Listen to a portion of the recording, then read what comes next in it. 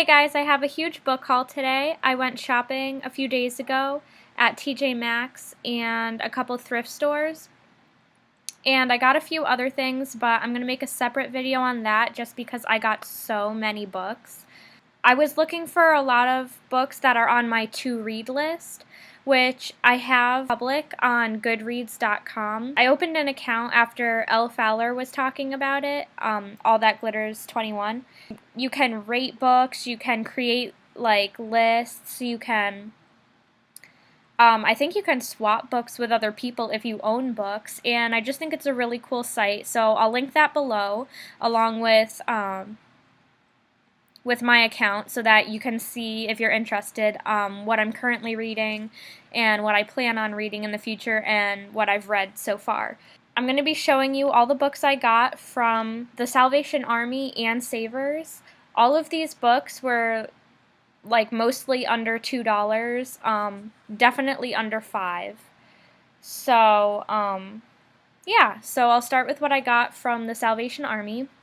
Also, if you're wondering what's on my nails, it is Wet n Wild's Mega Last nail polish in I Need a Refreshment, and it is such a beautiful blue. I just love it. Okay, so I picked up The Virgin Suicides, and I'll just read a little bit on each book. This says, it tells a story of a band of teenage sleuths who piece together the story of a 20-year-old family tragedy begun by the youngest daughter's spectacular demise by self-defenestration, which inaugurates the year of the suicide. So I expect this book to be like pretty graphic, but it's extremely intriguing, and yeah, so this is on my to-read list. Okay, the next book I have is Me Talk Pretty One Day, and this has been on my to-read list for a while. It was popular a few years back, but it's basically a memoir, and the author takes you through his childhood in North Carolina, his bizarre career path, and his move with his lover to France. And his overall theme in this book is the inability of humans to communicate. So I really like memoirs. I've read a lot of Augusten Burroughs memoirs, and I really like them, and I love when they use comedy throughout, which this author does as well, so I'm excited for this. And then the next book is The Innocent Man. This is basically a non-fiction story about a man who's charged for murder of a young lady who was a cocktail waitress. And this is in a small town setting, and he was sentenced to death. But I guess, judging from the title and the back of the book, that the man is actually innocent. And this reminds me a lot of In Cold Blood, and I really like that book, so I think I'll really enjoy this. The next book I have is The Legend of Sleepy Hollow. I've really been into classics lately, so when I found this, I knew I had to read it. And I'm also going to be reading like Frankenstein, Dracula, and a bunch of others. So anyways, it says, the folks of the valley are a superstitious lot, believing in witches, goblins, and ghosts, and things they can't see, as much as they believe in the real world around them. This leads to some mighty adventures for some wonderful characters like Ichabod Crane, Rip Van Winkle, Brom Bones, and a host of others. Thrill to the tales of the Headless Horseman, the long night's sleep that lasted 20 years, and the most surprising ending to any treasure hunt ever. So this is just full of like magic and adventure, so yeah. The next I found that was on my to-read list is Columbine. One of the reviews says it's a vivid exploration of the broken logic that drove two young men to commit a terrible, senseless crime. And I just think it's interesting to learn about this, and I've watched a documentary on it, and it is definitely heartbreaking, but I think this will be a good book, and it's going to be really sad. I'm sure I'm going to shed many tears over this. Okay, and then I went to Savers, where I searched through their huge book rack and found a bunch more that were on my list, and a few that I wanted to add on. So the first one is another classic, Moby Dick. And this says, Mad Captain Ahab's quest for the white whale is a timeless epic, a stirring tragedy of vengeance and obsession, a searing parable about humanity lost in a universe of moral ambiguity.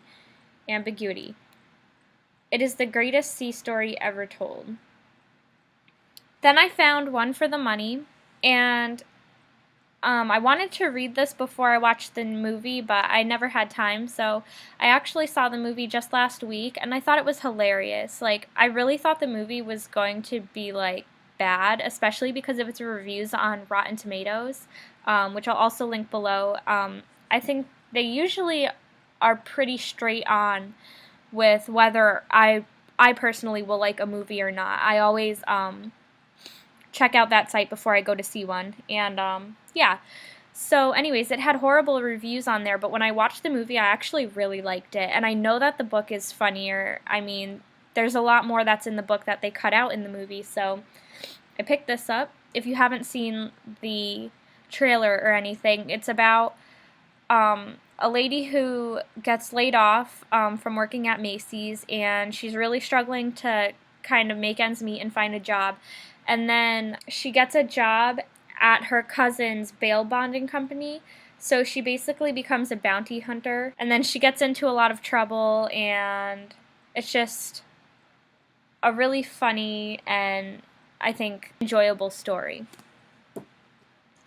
The next one I got is The Metamorphosis by Franz Kafka, and I actually read this in school during my sophomore year of high school, and I really, really did not like the story then. I hated it. Like, I didn't even want to finish the book, but we had to, and I think in 11th grade, in high school, I took AP English 11, and that really changed my view on how works are written.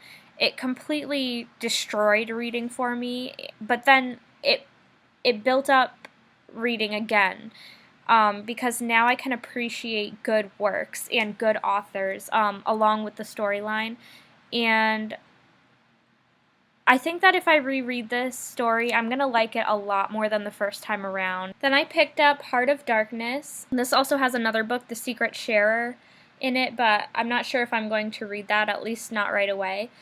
This says, Heart of Darkness tells of a powerful European, Kurtz, who reverts to awful savagery in an isolated native trading post. I remember we talked about this in high school. It's always intrigued me. It talks a lot about human nature and like the core of the human soul and everything, so this is probably going to be a great piece. Again, it's probably very graphic, but I think I'll enjoy it. The next book I found is Cider House Rules, and I've always wanted to read this book because when I was really little, like maybe 4 or 5 years old, my mom took me to an open audition for one of the roles, and I didn't get it, sadly, but we waited like 2.5 hours in line to try out for this role, which I think the actress only said like one line.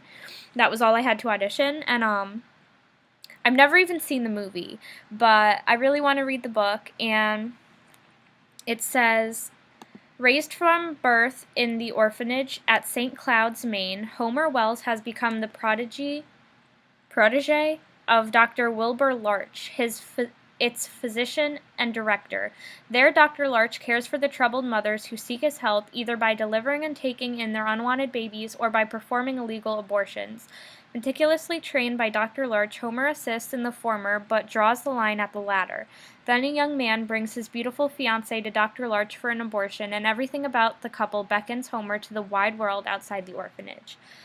Again, it's probably a graphic story. I mean, these are just intriguing storylines. I don't know why I keep going after like horrific, like eccentric stories, but maybe because I'm just looking for something different, and I've been reading a ton of like the young adult dystopian novels, and I'm kind of getting, sick of them, so here's me branching out.